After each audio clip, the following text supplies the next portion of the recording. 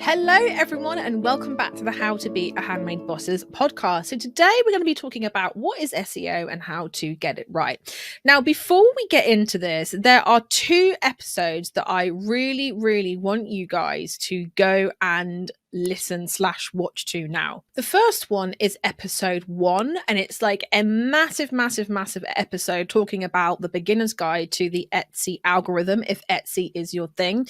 And episode number 5, which talks about how to get your products ranking in the search results, again on Etsy. But today I really wanted to talk about what happens when you get SEO right, why we want to get it right, a little bit on how to get it right, and talking a little bit more about, okay, we are doing all the stuff when it comes to SEO. We're doing keyword research, we're doing all this kind of stuff, but what are we actually doing it for? So SEO stands for search engine optimization, and basically it is utilizing search traffic from different places. So for example, if you sell on Etsy, it's looking at how you can navigate through your shop, your listings, and present them in a way that pleases the algorithmic gods and sends search traffic your way. Because after all, Etsy is a big old search engine, okay?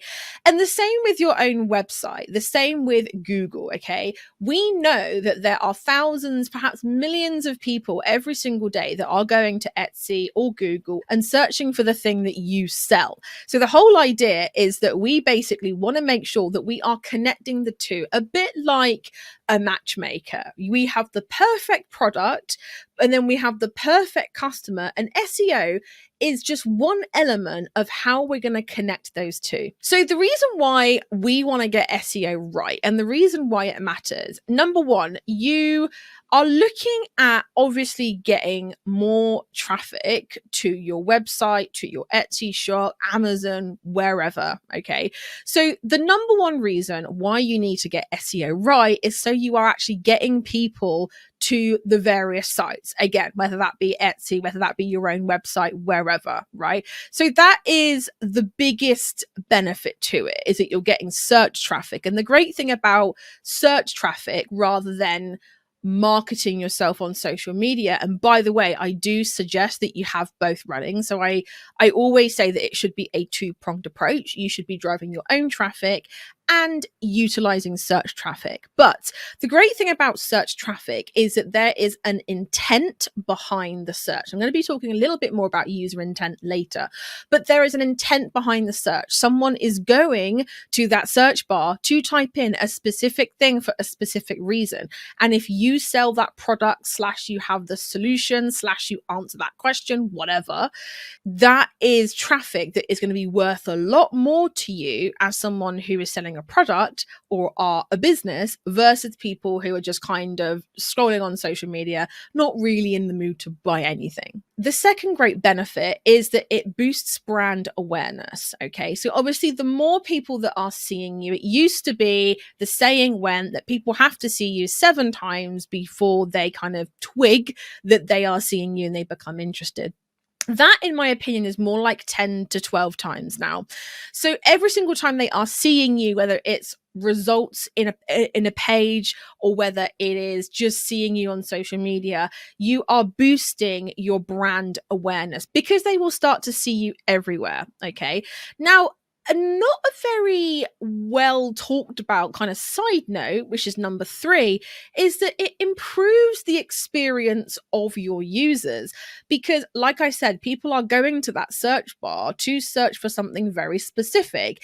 And if SEO on your site, on your Etsy shop, on your listings, on your products, whatever, even on your content, blog posts, social media, let's be honest, guys, everything these days is a search engine. So if your whatever isn't optimized in the right way, what's going to happen is that the algorithm may be getting a bit confused and start to kind of put things at the top of the search results that really shouldn't be there, because in the user's mind, they're searching for something and they're getting the wrong thing back. So it just kind of really helps to make the user experience a lot better. A side note here as well is that SEO is not just keywords. It actually does look into how a user goes onto your listings, how they interact with them, and things like mobile responsiveness, things like site load speed, things like how your navigation is laid out on your website. Now, a lot of this is out of your hands when it comes to Etsy. They kind of take care of it. But certainly if you have your own website, there's all of these things to consider. And if, for example, you have a website that you have built yourself, it's really important to go through it as if you are someone who is looking to buy something, because my God, I cannot tell you the amount of times that I go onto a website and I come straight back off of it, aka I bounce off, because it's too confusing. There's too much going on. There's too many menus. There's too many things, too many products for sale, whatever. Whereas I feel like that's one thing that you don't really have to worry about with Etsy, because they do a really good job. But again, even looking at your categorizations, looking at your shop categories, looking at how you list your products, the description. When you are creating a listing, it's quite hard sometimes, I know, because you're in the back end of it. Etsy's just presenting you with these boxes to fill out. But before you click publish, I want you to view your listing from the eyes of a customer. So actually go into that little preview bit and actually look at it and ask yourself, is it easy to see what the product is? Is the description too long? Am I just yabbering on for the sake of it? And I'm holding my hand up here because I used to do this a lot. Is there things in there that perhaps don't belong in there? All that kind of stuff, right? Now, the other great thing with this, the next point, is that if you are optimizing your Etsy shop, website, whatever, in the best possible way, we already know that people are coming in with an intent. They are searching with a intent on getting to an end result, whatever that may be. And again, I am going to be talking about this in a bit, so do stick around. So by doing that and by optimizing your sites, listings, whatever, what you're going to do is you're ultimately going to increase your conversion rate, because remember we talked about that matchmaker where you have someone with a perfect product and you have someone who's perfect for it. You're doing a much better job at marrying those two up. Okay. And that in its very essence is a conversion rate. Okay. So the more you are optimizing your various sites, the more chances you are at having a higher conversion rate, because the right people at the right time are being shown the right product with the right message. Now, the last point with this is that when you are doing keyword research, when you are really starting to dig into your target audience and how they search, and by the way, that is the number one way to get this right, is to know your target audience.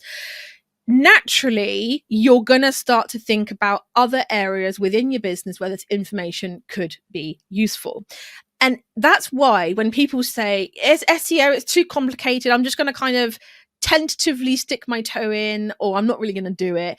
It impacts every area of your business, because the information that you find out doing this whole process is paramount to other things, like, for example, social media content, relevant content, the stuff that you are putting out there to drive your own traffic. Remember, we talked about that two-prong approach. Number one, utilizing search traffic. Number two, driving your own traffic. It bleeds into that one as well, because when you are doing all of this research, you're doing the process, you are actually learning a little bit more about what your customers want to see, what questions they have, what things they need to hear before they're going to buy from you. So in its very essence, you are going to be producing more relevant content because you get to know them more. Now, I promised that I would talk to you a little bit more about search intent. So a user that is typing in something in a search bar, they're not all weighted the same. Okay. Now, obviously, this is very different for Etsy versus Google, and that will become apparent for the reason why in a minute. So there are four main types of search intent when it comes to the wider web. Number one is informational intent. So someone is going to a search engine to ask a question. And you'll see this obviously a lot on Google. You'll see it a lot on Alexa, which I'm sorry if all of your Alexas have just gone off when I said that. Sorry about that. You will see this a lot on things like Instagram as well. Pinterest, all these kinds of places. Okay. So it is someone who is going to a search bar wanting to know the answer to a question, whether it be straightforward or not. The second search intent is navigational. So this is something specific to a place they want to get to.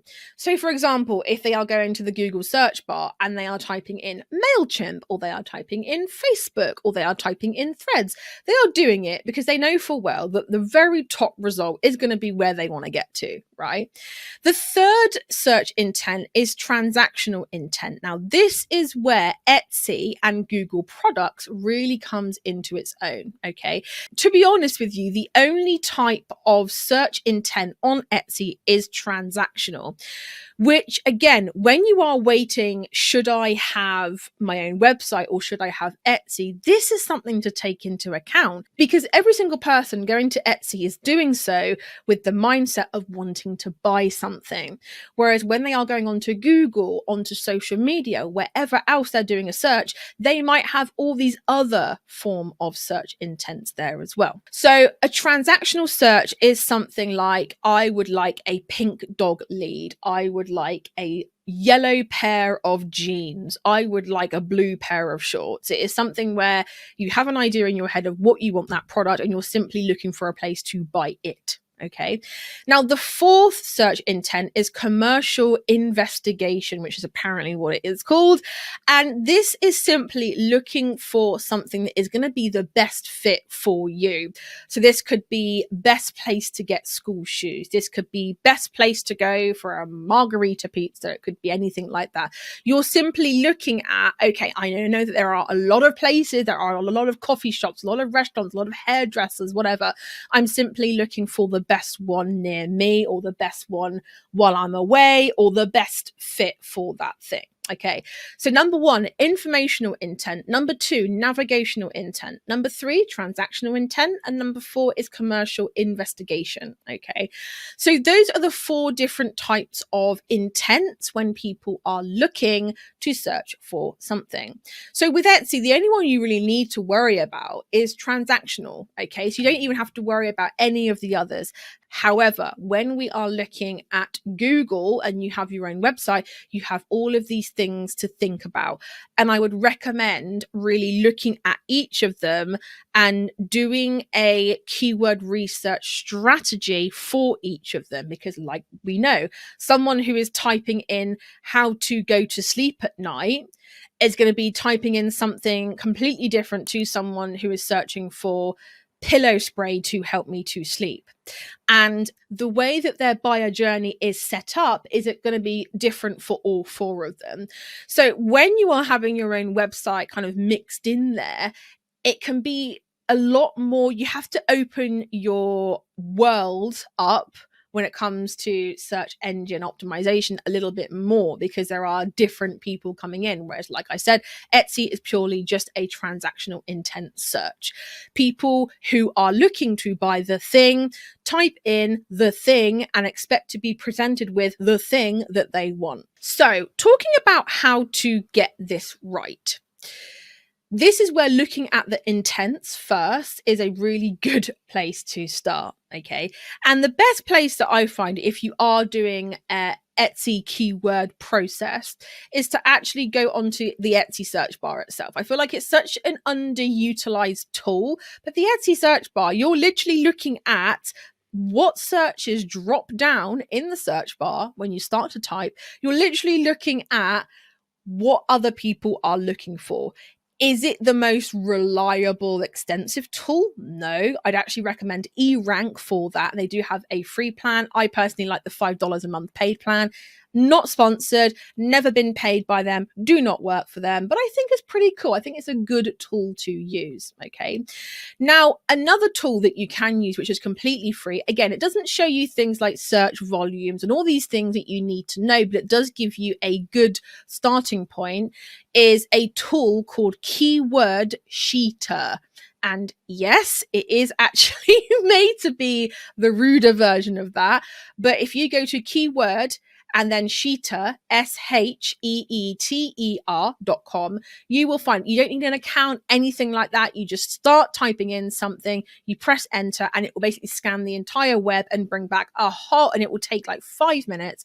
It will take a whole host of different searches, all that kind of stuff, and it will pull it all together. It's a really nice way to begin to see the different intents, because you will see all four, how people are searching for things, what kind of questions they have, and all that kind of stuff. So the first port of call, as kind of I've just explained, is to have a generic umbrella view at how people are searching for your product, especially when it comes to Etsy. And if you have your own website, start to look at the different intents and how you can funnel different people with different intents using different ways. Because let's say you sell vegan unroasted chocolate, which I know one of my students does, you are going to be coming across different obstacles, different things that people want to know compared to people who are looking at buying a product. Okay.